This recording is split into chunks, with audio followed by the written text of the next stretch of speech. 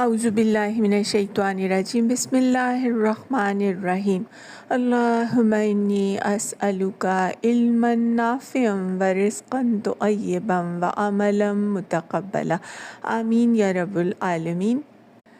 آج ہم سورہ مریم کا ترجمہ آیت نمبر 17 سے شروع کر رہے ہیں۔ اس حالت میں ہم نے اس کے پاس اپنی روح کو یعنی فرشتے کو بھیجا اور وہ اس کے سامنے ایک پورے انسان کی شکل میں نمودار ہو گیا۔ مریم یکا یک بول اٹھی کہ اگر تو کوئی خدا ترس آدمی ہے تو میں تجھ سے خدائے رحمان کی پناہ مانگتی ہوں۔ اس نے کہا میں تو تیرے رب کا فرستادہ ہوں اور اس لیے بھیجا گیا ہوں کہ تجھے ایک پاکیزہ لڑکا دوں۔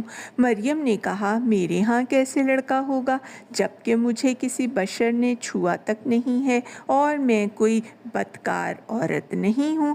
فرشتے نے کہا ایسا ہی ہوگا، تیرا رب فرماتا ہے کہ ایسا کرنا میرے لیے بہت آسان ہے اور ہم یہ اس لیے کریں گے کہ اس لڑکے کو لوگوں کے لیے ایک نشانی بنائے اور اپنی طرف سے ایک رحمت، اور یہ کام ہو کر رہنا ہے۔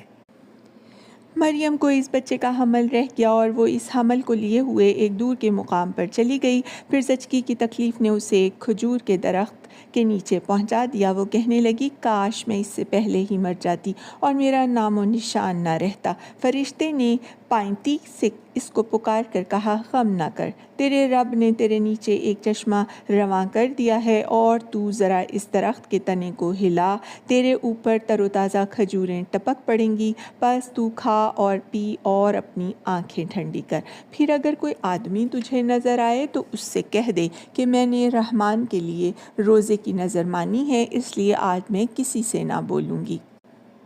پھر وہ اس بچے کو لیے ہوئے اپنی قوم میں آئی۔ لوگ کہنے لگے اے مریم یہ تو نے بڑا پاپ کر ڈالا۔ اے ہارون علیہ السلام کی بہن، نہ تیرا باپ کوئی برا آدمی تھا اور نہ تیری ماں ہی کوئی بدکار عورت تھی۔